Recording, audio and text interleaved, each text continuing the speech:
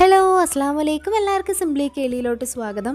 അപ്പോൾ ഇന്ന് ഞാൻ വന്നിട്ടുള്ള വളരെ ഈസി ആയിട്ട് ചെയ്ത് കഴിക്കാൻ പറ്റുന്നൊരു പഫ്സ് പോളൊരു റെസിപ്പി ആയിട്ടാണ്. നമ്മൾ സാധാരണ ബേക്കറിയിൽ നിന്നൊക്കെ വാങ്ങുന്ന പഫ്സിൻ്റെ അതേ ടേസ്റ്റിൽ നമുക്ക് സിമ്പിളായിട്ട് വീട്ടിൽ മാവൊന്നും കുഴയ്ക്കാതെ തന്നെ ചെയ്തെടുക്കാൻ പറ്റും.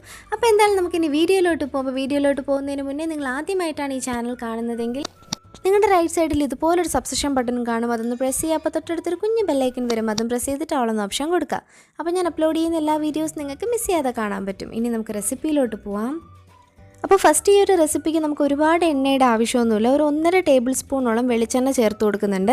ഇനി ഇതിലോട്ട് നമ്മൾ 2 മീഡിയം സൈസുള്ള സവാള കട്ടി കുറഞ്ഞ് അരിഞ്ഞെടുത്തിട്ടുണ്ട്. അതുപോലെ തന്നെ പകുതി തക്കാളി, കുറച്ച് കറിവേപ്പില, 2 പച്ചമുളക്. അപ്പോൾ ഇതെല്ലാം നമുക്ക് ഒരുമിച്ച് തന്നെ ചേർത്ത് കൊടുക്കാം. അതിനുശേഷം ഒരല്പം ഉപ്പിട്ടിട്ട് നമുക്കൊന്ന് വഴറ്റിയെടുക്കാം. ഒരുപാട് വഴറ്റി സമയമൊന്നും കളയേണ്ട, ജസ്റ്റ് ഒന്ന് വഴറ്റിയെടുത്താൽ മതി. ഇനി ഇതിലോട്ട് നമ്മൾ ചേർത്ത് കൊടുക്കുന്ന ഏകദേശം 1.5 ടേബിൾ സ്പൂണോളം ഇഞ്ചി വെളുത്തുള്ളി പേസ്റ്റാണ്. അപ്പോൾ എന്നിട്ട് ജസ്റ്റ് ഒന്ന് മിക്സ് ചെയ്ത് കൊടുക്കുക. ആ ഒരു ഇഞ്ചി വെളുത്തുള്ളിയിലേക്ക് ഒരു പച്ചമണം ഒന്ന് മാറിക്കിട്ടണം. ഇനി ഇതിലോട്ട് നമുക്ക് 1.5 ടേബിൾ സ്പൂൺ കാശ്മീരി മുളക് പൊടി, 1/4 ടീസ്പൂൺ മഞ്ഞൾപ്പൊടി, 1/4 ടീസ്പൂൺ ഗരം മസാല, 1/2 ടീസ്പൂൺ പെരിഞ്ജീരകപ്പൊടി.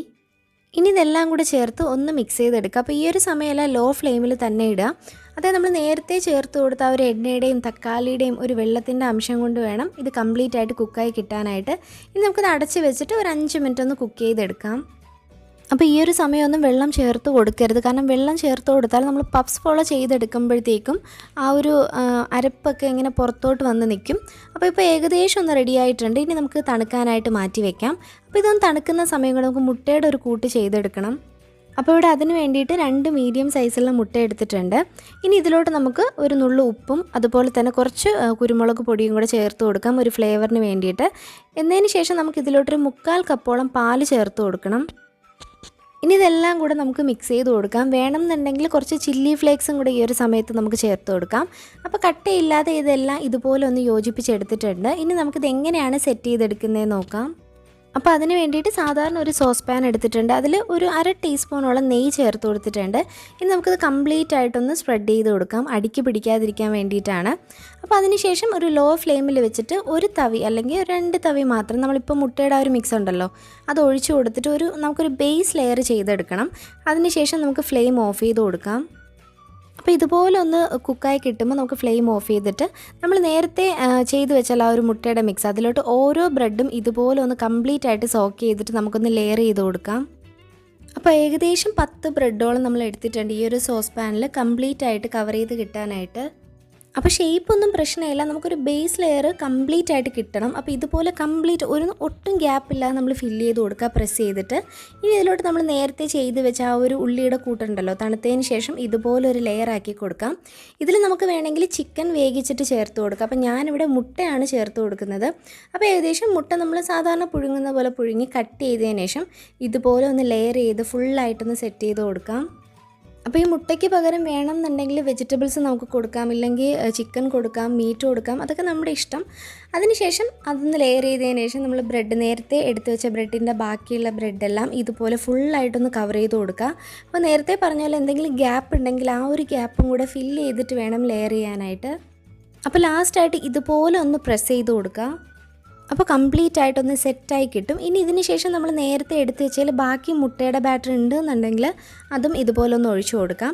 ഇനി നമുക്ക് അടച്ച് വെച്ച് ഏകദേശം ഒരു 5 മിനിറ്റോളം നമുക്കൊന്ന് ജസ്റ്റ് ഒന്ന് സെറ്റ് ആവാനായിട്ട് മാറ്റി വയ്ക്കാം. ഇനി നമുക്കിത് ബേക്ക് ചെയ്തെടുക്കണം. അതിന് വേണ്ടിയിട്ട് ഒരു സാധാരണ ദോശത്തവ എടുത്തിട്ടുണ്ട്. ഇതൊരു മീഡിയം ഫ്ലെയിമിലൊന്ന് ചൂടാക്കി എടുക്കുക ഒരു 2 മിനിറ്റ്. അതിന് ശേഷം ഇതിൻ്റെ പുറത്തോട്ട് നമ്മളിപ്പോൾ എടുത്ത് വെച്ച ആ സോസ് പാൻ എടുത്ത് വെച്ച് കൊടുക്കാം. ലോ ടു മീഡിയം ഫ്ലെയിമിൽ വെച്ചിട്ട് കറക്റ്റ് 20 മിനിറ്റ് നമ്മൾ ബേക്ക് ചെയ്തെടുക്കാം.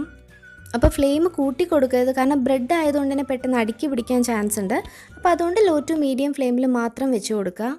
ഇപ്പോൾ 15 മിനിറ്റ് കഴിഞ്ഞിട്ടുണ്ട്. നമ്മുടെ പഫ്സ് പോള എന്തായാലും നന്നായിട്ട് കുക്കായിട്ടുണ്ട്. അപ്പോൾ ജസ്റ്റ് ഇങ്ങനെ തൊട്ട് നോക്കുക, കയ്യിൽ ഒട്ടിപ്പിടിക്കുന്നില്ല എന്നുണ്ടെങ്കിൽ നന്നായിട്ട് കുക്കായി എന്നാണ്. ഇനി നമുക്ക് താഴെ വെച്ചേക്കുന്ന ആ ഒരു തവ വെച്ചിട്ട് ഇതിൻ്റെ ഒരു ഫ്രണ്ട് ടോപ്പ് ഉണ്ടല്ലോ അത് ജസ്റ്റ് നമുക്കൊന്ന് ചുട്ടെടുക്കാം. അതിനുവേണ്ടി ആ ഒരു കളറൊക്കെ ഒന്ന് ഡാർക്ക് ഷെയ്ഡ് ആവാൻ വേണ്ടിയിട്ട് ഇതുപോലെ ഒന്ന് കമഴ്ത്തി കൊടുത്താൽ മതി. ഒരു 2 മിനിറ്റ് ഒരു ലോ ടു മീഡിയം ഫ്ലെയിമിലിട്ട് കഴിഞ്ഞാൽ ആ ഒരു വശവും നന്നായിട്ട് മൊരിഞ്ഞ് കിട്ടും. ഇപ്പോൾ കാണുമ്പോൾ തന്നെ അറിയാം അടിക്കൊന്നും പിടിച്ചിട്ടില്ല, കറക്റ്റായിട്ട് തന്നെ നമുക്ക് പാനിൽ നിന്ന് സെപ്പറേറ്റ് ചെയ്ത് കിട്ടിയിട്ടുണ്ട്. അതെന്തുകൊണ്ടാണെന്ന് വെച്ചാൽ ബ്രെഡ് ആയിട്ട് പോലും ഇത്രയ്ക്ക് അടിക്ക് പിടിക്കാത്തതെന്ന് വെച്ചാൽ നമ്മളൊരു മുട്ടയുടെ ഒരു ലെയർ ഫസ്റ്റ് കൊടുത്തിരുന്നു, അപ്പോൾ അതുകൊണ്ടാണ്. അപ്പോൾ അതെന്തായാലും സ്കിപ്പ് ചെയ്യാതെ കൊടുക്കാം. ഇപ്പം നമ്മൾ അടിഭാഗവും മേൽഭാഗവും നന്നായിട്ട് മുരിയിച്ചെടുത്തിട്ടുണ്ട്. അപ്പോൾ എന്തായാലും നന്നായിട്ട് കുക്കായതാണ്. ഇനി ഒന്ന് മുരിയിച്ച് കഴിക്കുമ്പോൾ പ്രത്യേക ഒരു ടേസ്റ്റാണ്. അപ്പോൾ ഇത്രയേ ഉള്ളൂ. വളരെ സിമ്പിളായിട്ട് ബേക്കറിയിലൊക്കെ വാങ്ങി കഴിക്കുന്ന അതേ പഫ്സിൻ്റെ ടേസ്റ്റിൽ തന്നെ നമുക്ക് വീട്ടിൽ സോസ് പാനിൽ ചെയ്തെടുക്കാൻ പറ്റും. അപ്പോൾ വീട്ടിലുള്ള സാധാരണ ചേരുവകൾ മാത്രം മതി ഈ ഒരു അടിപൊളിയായിട്ടുള്ള റെസിപ്പി ചെയ്തെടുക്കാനായിട്ട്. അപ്പോൾ ഗസ്റ്റൊക്കെ വരുവാണെങ്കിൽ നിങ്ങൾക്ക് പെട്ടെന്ന് തന്നെ ചെയ്ത് കൊടുക്കാൻ പറ്റുന്നൊരു റെസിപ്പിയാണ്.